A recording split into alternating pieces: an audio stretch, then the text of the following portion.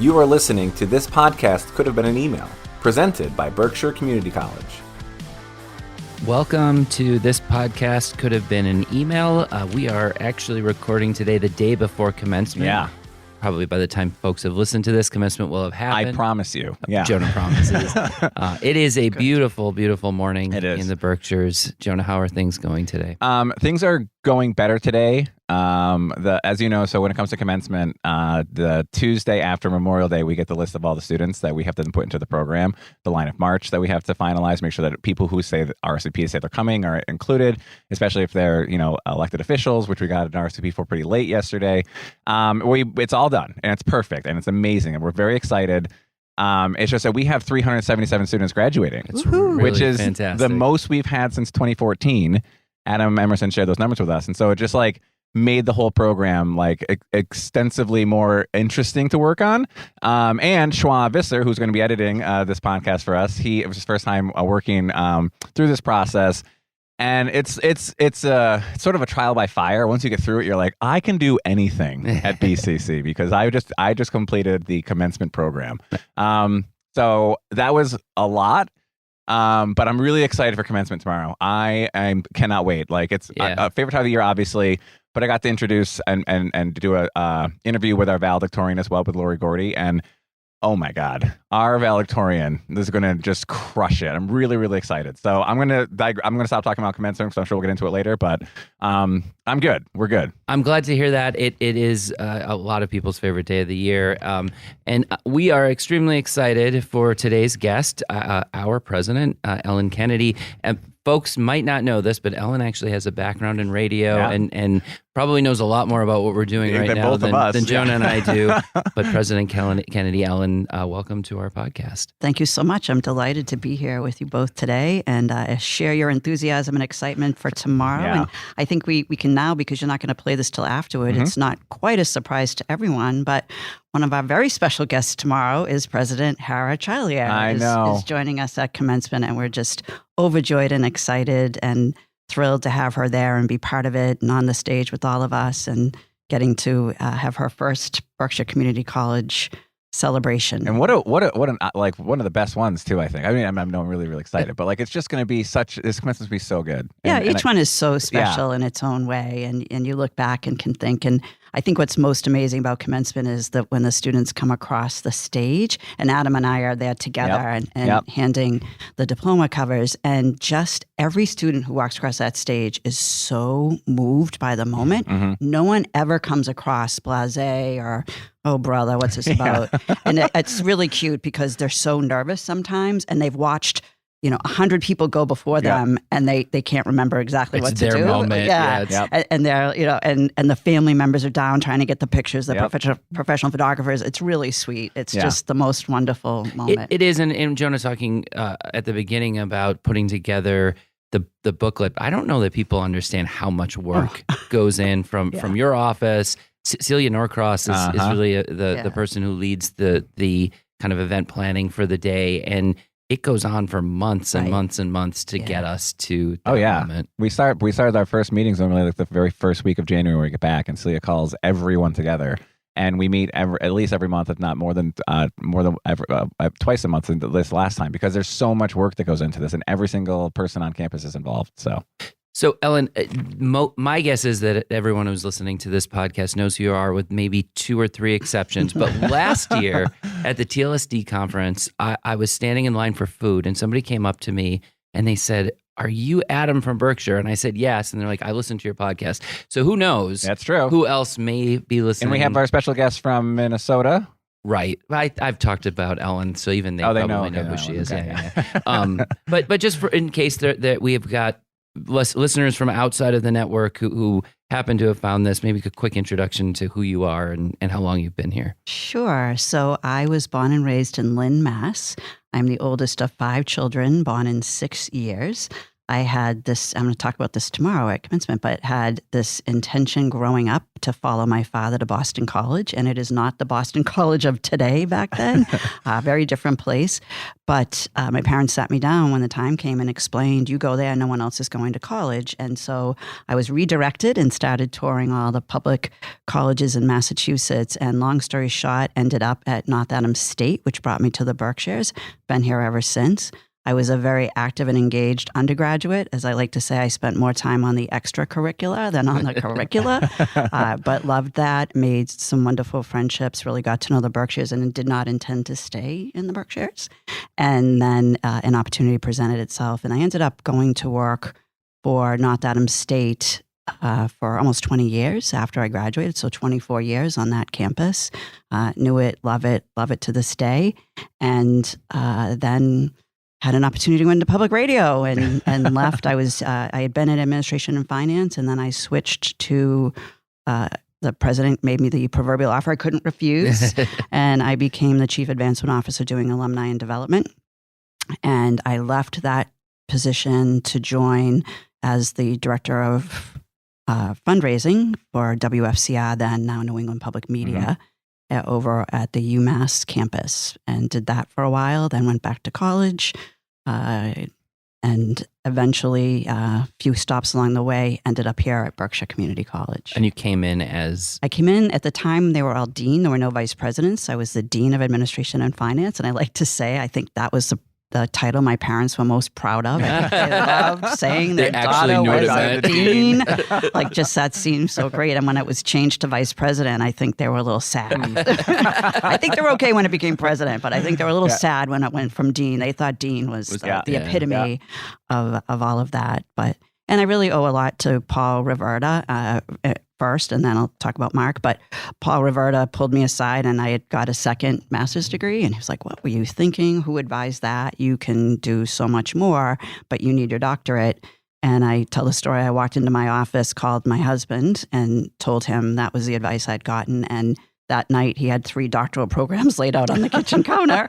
And I went in the next day and asked Paul to do a reference for me, and that the rest is history. So got that doctorate, and Paul announced he was going to retire, and went into a national search. So a great story, and I think one of the things that at this time of year we spend a lot of time going to different celebrations and honoring people, both our students and people who work here. And one of the major themes that has emerged this year for me is the importance of championing other people. And it's probably really empowering for our listeners to hear someone like you, who's at the very top of their game, talking about how other people help to get them there. So I think with that, we'll go to our first break. Thanks to all of you for listening to this podcast. Could have been an email, and we'll be back with Ellen Kennedy right after this. Did you know that under Ellen Kennedy's leadership, we have done so much work to this campus? We've reimagined so many spaces. There was work done for the Hoffman Environmental Building, or the new connector, aka the Community Commons space that was built to connect the also recently renovated Hawthorne and Melville Halls. The parking lots and roads were paved. They used to be more moon surface and less smooth surface. Patterson received an updated HVAC system. The Jean Delia Community Turf Field was built. Railings were put into the Bullen Theater. The recording studio was built, the nursing sim labs were upgraded, the quad was made accessible and redesigned. Oh, and the one-stop enrollment center was made. And that's just to name a few. We've seen tremendous change under Ellen's leadership. So thank you, Ellen. And we're back with This Podcast Could Have Been an Email. Did I come in too early? No, you're good. You sure? Yeah. So we're doing this new thing where trying. Jonah's like counting down in silence, and I meant to give it an extra beat. So we'll see how it sounds when I actually get absolutely. there. So one thing the three of us have in common is that we all like to read fantasy novels. Yes, true. Yeah. And I think all of us Ellen had read it, but went back to it. And Jonah and I are kind of in the midst of the Stormlight Archive Love it. series. I know the reason I read it was because of Ellen, and I love it too. I'm in the 4th of 5 books that he's written so far. Yep. But I was thinking about this actually yesterday we had our Student Affairs Enrollment Management award ceremony, and I was putting my remarks together, and I was thinking about how in this series of books, there are these people who are called Radiants. They're kind of like Jedis if you're a Star Wars fan. Just that they to become a Radiant, you have to speak these oaths. Yep. And part of the first oath to become a Radiant is the journey before destination. Right. Which is kind of it's magical for us because we've got the Robert Louis Stevenson quote that the journey is more important than the destination. And I was thinking that for me that really embodies a lot of our time together. And I was thinking, you talked about becoming the president at BCC, and as you sit here now thinking about that journey, not that getting to the end of it is the destination. I don't think it really is, right? No. But maybe the journey never really ends when you put yourself into a position to lead other people and to try to inspire people to be the best version of themselves. As you think about your journey up to this point, what are some of the highlights? I think there's some real upside, some really wonderful things. I think the ways that we have attracted some incredible people to this college. I've been quoting Julia Bowen, the chair of our board of trustees, recently because she's always said that we punch above our weight. I'm not sure that's the best metaphor right now in the climate we're living in, but it is true, I think, that for a small public college in the Berkshires with roughly a catchment area of 126,000 people, we do an awful lot. We are at every table. We are part of the fabric of this community. I think the ways we talked about this yesterday at the awards luncheon, that the ways people contribute go far beyond the things that are related to their actual work, where they coach and they're Girl Scout or scouting advisors. They're just so embedded in the community all the time, doing the work to create stronger connections and a stronger sense of community. I think, good things and bad. And I'm talking this afternoon to the honors students, and I actually focused on failure, but took it in a different direction, which I won't share right now. But I think there were some moments that really tested me and were really difficult, painful moments. One of the very public ones was our nursing program. We went through a really difficult time. We chose to be very transparent about it. We went to the media. We had an open session with the media, a press conference with the media, and answered all their questions. We were above the fold, which is like a hard thing to be when it's bad. They say all publicity is good. Not doesn't always feel that way in the moment. But I think out of that, it took a while. Came this extraordinary program that has such an incredible reputation. The culture of the program is if we bring you in, we believe in you and we're going to get you through. And sometimes people step away. And now that we've been able to double the size of the program, students who have to step away can come right back in a semester later. Actually, Jonah tells a story, and he's told it on the podcast before, but about our dean of nursing, Lori Moon, going to bat for his sister to get her through way past graduation. I remember that. For almost a year. And she just kept fighting for her when other people stopped. And Lori doesn't even really like you, so did nothing. She doesn't. No, Lori and I don't get along at all. I just want to give a shout out because Darlene Rodowitz, also the now CEO of Berkshire Health Systems, likewise on the issue that your sister was wrestling with. We were on a call together talking to a number of high-ranking state officials, and Darlene was so powerful on that call of pointing out that the standards they were holding a field that is dominated by women were incredibly higher than the standards they were holding doctors to, which was at the time predominantly men. And what could we read into that? But anyway, I think there are also you don't lead without making tough decisions that people don't understand, they don't agree with. And it took me a long time, and Adam has been helpful in the process of for me to process that it might not necessarily be. Sometimes people think you're not listening because the decision you make doesn't reflect their advice to you. Right. And it's not that you didn't listen, it's that there were a lot of people to listen to, and there was a lot of information. And oftentimes I happen to have additional information that I can't share or others don't know. And I know something is going to happen and we have to set ourselves up to be able to take advantage or be successful or weather something that's coming. And so that was always hard. And I've shared at one point, it's not that you want to, everyone wants to be liked. It's not that that's the overarching piece, but you want people to respect the fact that you made the decision and you moved the institution in a direction that might not have been the direction they wanted. So. Yeah, I think that's something that I know, having been close to you for the last 10 years, that you struggle with is you want people to understand why you made the decision that you do, and sometimes you can't disclose all of the reasons. Yeah. And sometimes, honestly, people just aren't very happy with the decision, and they tend to blame the process of decision making, even when that isn't fair. I think another thing that was really challenging, not just for us, but for kind of everyone around the world, but something I'm really proud of how we handled, and specifically your leadership, was the way that we kept the community together during the pandemic. Yep.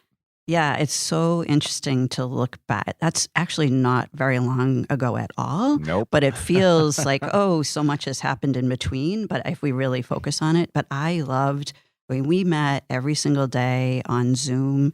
We celebrated birthdays. We celebrated our honored or memorialized some sad moments that happened. And I just, I love, one of my favorites was bring your pet to work, to the Zoom call. Yep. And we had everything from horses and cats and dogs and chickens and all kinds of things. So a very exciting time. I mean, even just at the beginning of it, I think it was you, me, Jonah, and Christina sitting in what is now Linda Claremont's office. Yep. And we had set up this little everyday makeshift Zoom meeting so that we could give people updates on what was going to happen. And Jonah and I were like responding to chats, and Christina was making sure that you were kind of right on. And we were like the last 4 people on campus, and then we ended up leaving as well. And it just never stopped to the point where I think I said to you, I don't know if we have to do this. This wasn't your favorite thing, Adam. Well, it got to a point, but I was wrong. I finally said, you do not need to come anymore. You did. Adam, don't come. You were right, and I was wrong as I look back on it, which I think is another good lesson in leadership that you're one of my many teachers in that reflect backwards and sometimes realize maybe even though you didn't like something, it was right for the whole group. So anyway, that brings us to the end of this session, and we will be right back with This Podcast Could Have Been an Email. Did you know that Ellen Kennedy joined BCC in 2008, first as our CFO before being elevated to the president of the college in 2012? Her background, previous to being at the first community college in the Commonwealth, was at WFCR, now New England Public Media, and before that she was with MCLA. She's not done serving either. This July, she will be taking over as the interim president of Cape Cod Community College, or the 4 Cs. The more you know, right? And welcome back.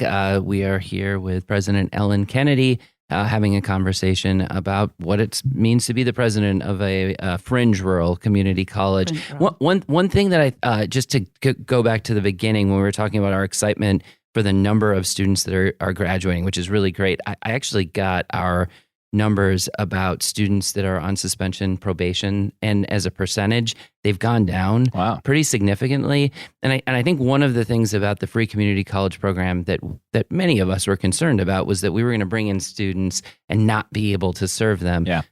The data isn't really showing that. That's awesome. No, it's been so interesting. I remember at the very beginning of this having someone say to me like that people were enrolling to take the money and run. And I was so shocked. And I said, oh my gosh, every student that I've met is so grateful to be here. They did not see this as part of their vision for themselves.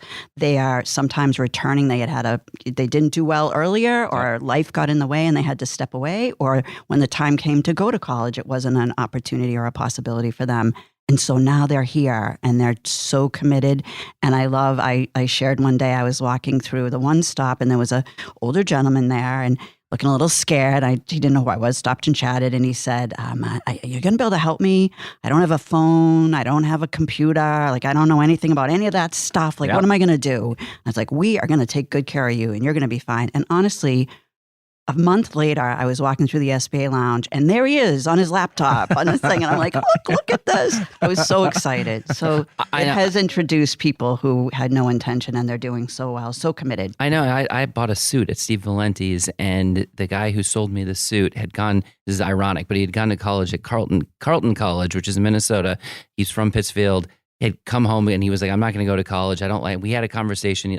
He sold me a suit and he came in the next day and we got him registered for classes and like his life has changed and it's, we serve the community in so many different ways. And I think that was what I wanted to talk to you next. One of the reasons that I was really attracted to coming here 10 years ago was the ability to get involved in the community. And I've been fortunate to do that. I'm curious what you think about the role of a community college in terms of its service to the greater community. So when I was finishing up a degree and looking for what my next role would be, and Berkshire Community College's position, the CFO position, was available and I was applying to it, I kind of had this vision of what a community college was. And then I started doing my research in preparation if they invited me in for an interview. And I was so stunned by the complexity of the mission and the role that it plays in the community. And I loved the role that it played in the community. And we touched on this a segment ago, but that we're invited in, we're expected to be there when good things or bad are happening in our community, when there's a possibility that an employer might relocate to the Berkshires and they're going to require a special kind of skill development, or we're going to have to upskill, or a company in the community their industry is evolving and they need to help their employees evolve with it.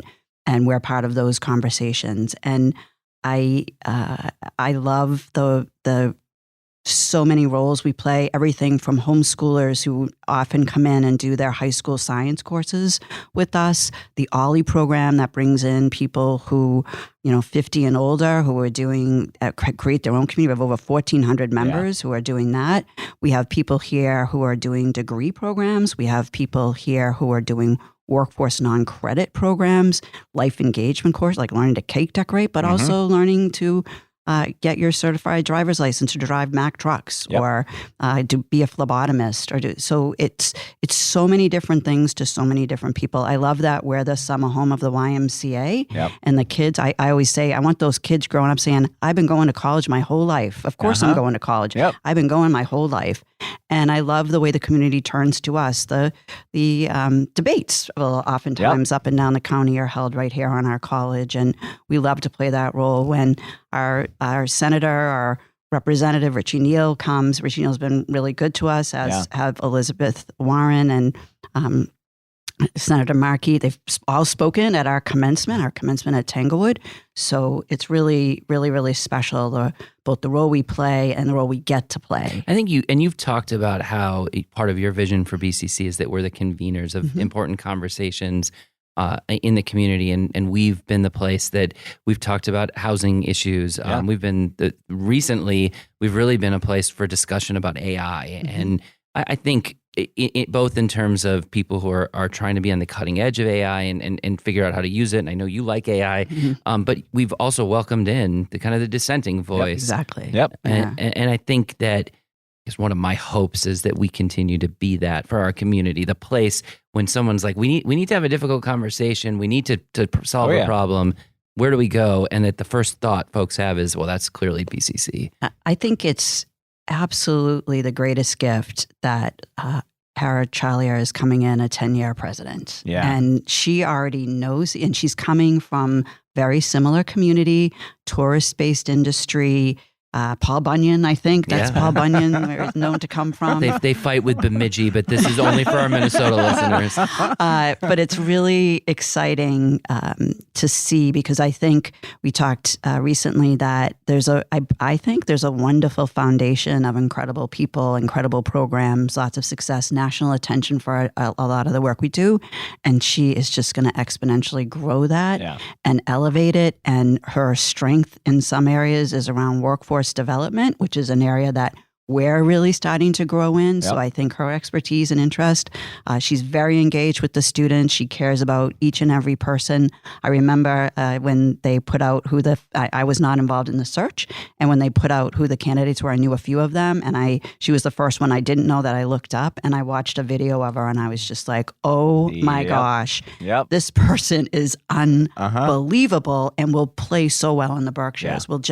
They will embrace her, and she will embrace embrace them, and it'll be the most wonderful thing. So I'm really excited about what's coming for Berkshire Community College. You've probably spent more time since she's been named president with her than anyone else. She's been great about reaching out to a number of us, but I'm curious from your perspective, what do you think we should anticipate as differences between you and President Charlier? Well, she's not going to miss a beat. There's not going to be I'm not sure you miss a beat either. there's not going to be a learning curve. There will be, a little bit of learning the nuance and the very finite culture, that like some of those things. But I think she's done so much pre-work getting here, and we spend a couple hours every weekend on Zoom since she's been announced, doing transition. And she's great with technology. We've got everything set up, sharing documents.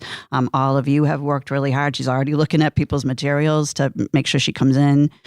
I remember actually hearing her in the hall. I hadn't met her yet. And I remember her saying to you, Jonah, oh, you're the one who does you're Jonah. I know your voice. I know your voice. What? So That's when we thought our listenership went from 12 to 13. Exactly. We're like, you know my voice? Yeah, I just think she is that kind of person. She is going to connect so quickly, as if you're sitting in a living room or or family room, whatever, and having a conversation, that she's going to connect on really important levels. She had, I think, a wonderful meeting with the faculty, and you want to try to get to the faculty when you're a new president coming in, because you're going to arrive while they're away for the most part. And you don't want, it's a couple of months that you lose. And so thought it was really smart on her part to make sure that she connected with them before they left for the thing. And I think that I think she's got good reviews out of that meeting. And I think that's a testimony to who she is. So it's really exciting. It's great. And I think that closes our third segment, and we will be back for our last one right after this. You're listening to This Podcast Could Have Been an Email from Berkshire Community College. Want to hear the list of awards that President Kennedy has achieved? Let's see if I can do this in one breath. President Kennedy was named the 2014 Woman of Achievement by the Berkshire Business and Professional Women, received a Distinguished Alumna Award from MCLA, and was named to the Hall of Fame for her high school, St. Mary's in Lynn, Massachusetts. She was the inaugural recipient of Berkshire Magazine's The Berkshire 25, a group of leaders, doers, creators, and community stalwarts who helped make the Berkshires a dynamic place to live and work. Ellen received the She Knows Where She's Going Award from the Gladys Allen Brigham Center, and in 2018, she was one of the inaugural recipients of the Berkshire YMCA Changing Lives After 55 Award, and received the Berkshire Workforce Catalyst Award from Mass Hires Berkshires, formerly the Berkshire Workforce Investment Board. She is a recent recipient of the Life Without Limits Award from UCP of Western Massachusetts, and I'm sure this list isn't up to date, but I pulled it from our website, so there's probably a lot I'm missing, but it's still pretty remarkable. And also, I couldn't do that in one breath. And we're back with our final segment of our conversation with President and Dr. Ellen Kennedy. Ellen, thanks so much for being on the podcast today. So honored to get invited in these last hours. So grateful. Absolutely. Our the last one we did was at the TLSD conference, which came out great, by the way. Schwa, you did an amazing job. Editing. It was kind of fun, but Ellen came and cheered us on. Yeah, it was really awesome. A lot of fun. Yeah. So gave us notes as well, which is my favorite part. Yeah, I loved it. I was like, yes, Jonah. This is great. It was awesome. Can't help myself. Oh, we really appreciated it. We did appreciate it. It made a better podcast. So. It did. So I think we'd kind of like to end asking you, Ellen is an inspiration in many, many, many ways. I'm not sure that one of them is in retirement. So we had dinner last night, executive council at dinner last night, and Jim Mancall was teasing Ellen and saying that she's going to have a 14-hour retirement before turning around and starting another journey as president. But this podcast is about BCC, not Cape Cod. Yep. So I think, as you move on in your journey to the next thing, and I know that BCC holds a really, really special place in your heart. What are your hopes and dreams for the institution moving forward? Well, I've been living in the Berkshires for 47 years, which just blows me away. I'm 47 years old. Your whole life, Adam, I have lived in the Berkshires. And I love it so much. And I love that we have seen this somewhat shift of how the community and students are viewing the college and as a viable part of their decision process of what to do next with their life. And I think free community college is really a game changer for so many. So even the students coming directly from high school, And I always say, like, if you can get into the prestigious selective colleges who are going to pretty much pay you to go, you should definitely go there. Yeah. But it is really, I hope that students will look at Berkshire Community College not as, well, it's free and I'll go, but as it's a really high quality place. Yeah. And the education is so top shelf. The faculty are so great and committed. I remember I had a faculty friend from Williams, I guess I can say that, whose daughter went to one of the Ivies. His daughter went to one of the Ivies, and he was stunned because as a freshman, she was sitting in a class with 400 students in a TA teaching. And I'm thinking to myself, no student at Berkshire would have more than 32, and probably the average is closer to 14 or 15. Yeah, right. The classes are just so small. So I guess I just want to continue to see that growth and passion and commitment within our community for the college, and see the college as maybe the number one decision for students who think, I'm going to go there, get a free education, and then transfer and complete my education, or I'm going to come back because now I can. And they have a culture up there, and everyone cares. I'm not. People care about me as a person. Do you find that I've had the luxury of being with you in Boston and kind of see how you are perceived as a community college leader. If you go to NECHI and there's a community college panel, Ellen is on it. She's invited to go to Williams and lecture about community colleges. Do you have feelings about community colleges in the lexicon of American higher education? I like to say community colleges are having their century right now. And I think for a long time, like even all the metrics that we get evaluated on are really geared to a four-year residential. So you might hear some kind of ugly statistics about community colleges, but that's because we're open access institutions for people who can attend part-time sometimes. Maybe it's one course at a time. Maybe they're in a domestic violence situation and they're here and they're gone and then they're back again. And we have to be there for all those students. And sometimes we've said to students, hey, maybe it's appropriate right now to step away, and you can always come back and we'll be right here waiting for you. So I think people are starting to catch on to the powerful impact community colleges have and the opportunities they provide, and the fact that so many students who attend and graduate from community college stay in those communities.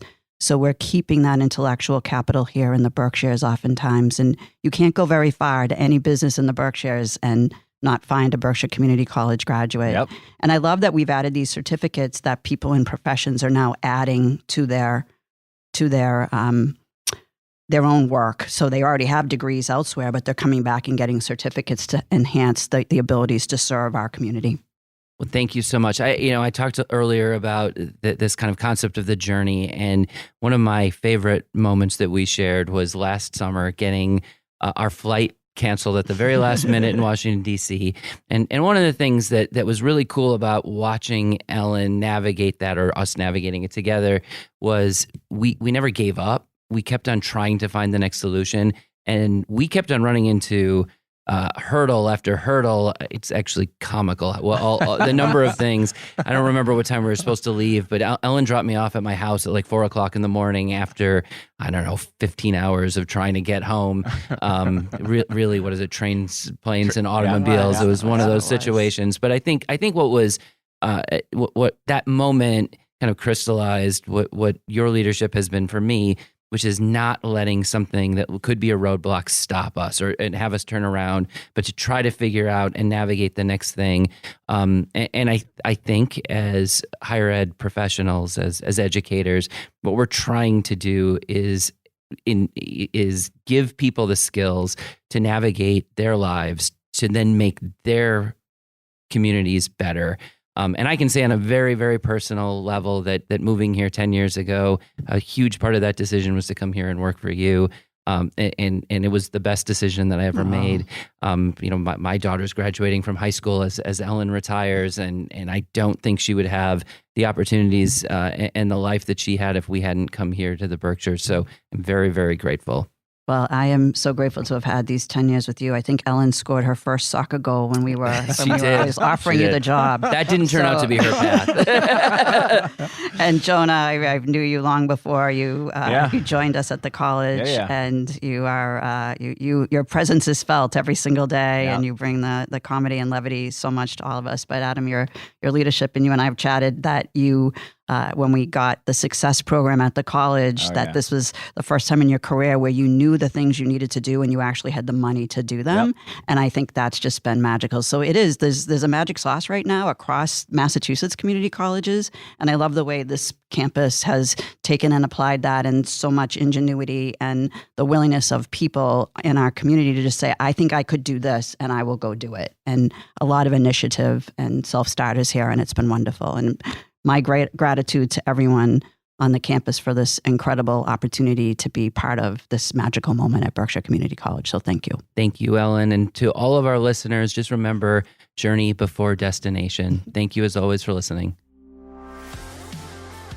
Special thanks to my co-host Adam Klepetar for pushing us to do better and finally secure our very special guest, who, speaking of which, special thanks to Ellen Kennedy, the president of Berkshire Community College. Special thanks, as always, to Alzi Mercado, Schwa Visser, and Dave Cachet for literally making this podcast happen. And finally, to all of our dear listeners, thank you for spending part of your day with us.